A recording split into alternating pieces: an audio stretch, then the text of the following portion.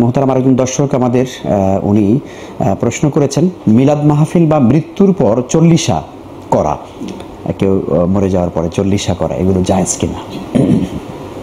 প্রথমেই যে আপনি জায়েজ শব্দটা বলেছেন, এটার ভিতর থেকে কিছু জটিলতা তৈরি হয় আমাদের সমাজের মানুষ।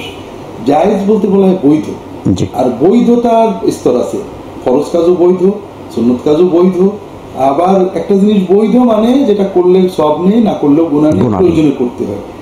জায়েজ বললে এমন একটা পর্যায়ে বোঝায় যেটা সওয়াব হওয়া জরুরি নয়। আমরা বলতে পারি পা লম্বা করে শোয়া জায়েজ কিনা, কায়িত হয়ে শোয়া জায়েজ কিনা, চিত হয়ে শোয়া জায়েজ কিনা, ভাত খাওয়া জায়েজ কিনা, অথবা জুস খাওয়া জায়েজ কিনা, ফ্রিজ ব্যবহার জায়েজ কিনা। এর অর্থ এগুলো ব্যবহার করলে গুনাহ হবে কি হবে না, আমরা বলবো জায়েজ। কিন্তু সওয়াব যেখানে প্রয়োজন সেখানে জায়েজ শব্দ প্রয়োজন, সুন্নাহ শব্দ আসবে। কারণ রাসূলুল্লাহ সাল্লাল্লাহু আলাইহি ওয়াসাল্লামের অনুসরণের বাইরে কোনো সওয়াব হয় না। আমরা যে কোনো ভাবে শুনতে পারি যতক্ষণ নিষেধ না থাকে, অর্থাৎ যতক্ষণ রাসূলুল্লাহ সাল্লাল্লাহু আলাইহি ওয়াসাল্লাম নিষেধ করেন ততক্ষণ এটা জায়েজ হতে পারে, কিন্তু এটা ইবাদত হবে না, সুন্নাত হবে না, সওয়াব হবে না রাসূলুল্লাহ সাল্লাল্লাহু আলাইহি ওয়াসাল্লামের অনুসরণ ছাড়া। এটা হলো আমাদের সকল দর্শকরা মনে রাখতে হবে, জায়েজ নয়, এটা ইবাদত কিনা।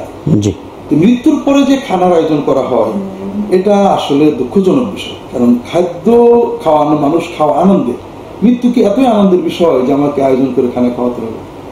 এটা সত্যই একটা অমানবিক বিষয়। আমরা যদি মৃত ব্যক্তিকে সওয়াব দিতে চাই তাহলে দেখতে হবে রাসূলুল্লাহ সাল্লাল্লাহু আলাইহি ওয়াসাল্লাম সাহাবীরা কেমন করেছেন। আমাদের তো সুন্নতে যেতে হবে। রাসূলুল্লাহ সাল্লাল্লাহু আলাইহি ওয়াসাল্লামের আপনজনেরা মৃত্যুবরণ করেছেন, তার সাহাবীদের আপনজনেরা মৃত্যুবরণ করেছেন হাজার হাজার, এবং স্বয়ং রাসূলুল্লাহ সাল্লাল্লাহু আলাইহি ওয়াসাল্লাম মৃত্যুবরণ করেছেন, তার আপনজনেরা ছিলেন। তারা কি কখনো খানার আয়োজন করেছেন? চল্লিশা করেছেন, 3 দিন করেছেন, 7 দিন করেছেন? তারা তো কখনোই করেনি। আমাদের কাছে তাদের জীবন কর্ম স্পষ্ট। তারা যেটা করেছেন সেটা হলো সত্যিকারের মানবিক কাজ, আর আমরা যেটা করি এটা সামাজিক আবেগের কাজ।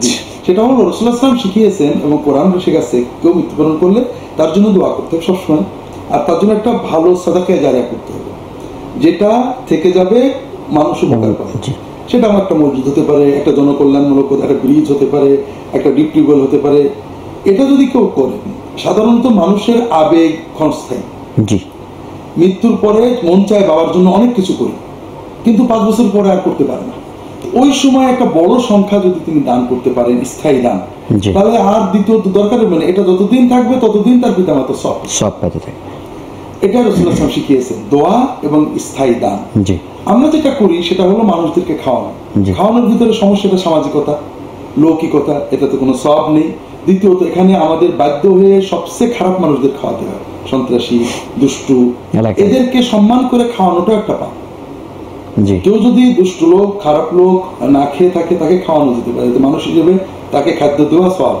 কিন্তু কাউকে সম্মান করে বাড়িতে ডেকে খাওয়ানো, যিনি পাপী, যিনি মানুষের খুন করেন, যিনি মানুষের কাছে অত্যাচার করেন, আমাদের তার পাপের সম্মান করা, এটা একটা পাপ। আর সবচেয়ে বড় কথা রাসূলুল্লাহ সাল্লাল্লাহু আলাইহি ওয়াসাল্লাম সুন্নাত না। আরো খারাপ কথা যে আমি এই বেদনায় আপ্লুত, বেদনা আমার হৃদয়ে রয়েছে, আর আমি হাসি খুশি খাওয়াচ্ছি বিরাট আয়োজন করে, আমার ছেলে বিয়ে খাওয়াবো, আমার নাতি হলে খাওয়াবো, আমার চাকরি পেলে খাওয়াবো, রিটায়ারমেন্টে খাওয়াবো, আনন্দের জন্য খাওয়াবো, দুঃখের জন্য কেন খাওয়ানো? এটা সত্যি আমার আল্লাহ আমাদের। জি, অনেক শুকরিয়া, আলহামদুলিল্লাহ। আমরা দর্শক, আমাদের সমাজে খুবই প্রচলিত একটি বিষয় যে মানুষ মারা গেলে পরে তার জন্য চল্লিশা করতে হয়, এবং তার জন্য 1 বছরের পরে আবার তার মৃত্যুবার্ষিকী পালন করার একটা রেওয়াজ যে আমাদের সমাজে রয়েছে। আসলে আমাদেরকে একটু হৃদয় দিয়ে, মহব্বত দিয়ে বুঝতে হবে। যদিও বিষয়গুলো অনেক দিন ধরে চলছে, তো যে কারণে মোহতারাম যখন বললেন, বা অনেকে ওলামায়ে কেরাম যখন বিষয়গুলো বলে থাকেন, আমাদের অনেক কষ্ট লাগে যে আমরা সারা জীবন করলাম, আমার হুজুররা কি বলে এগুলো। আসলে আমাদেরকে বুঝতে হবে যে এগুলো সুন্নায় নেই, আর আসলে সুন্নার ভিতরে যা রয়েছে সেটার মধ্যেই রয়েছে বরকত। এই বিষয়টি আমাদেরকে সব থেকে বড় অগ্রগামী চিন্তার ক্ষেত্রে রাখতে হবে। আল্লাহ তাআলা তৌফিক দেন।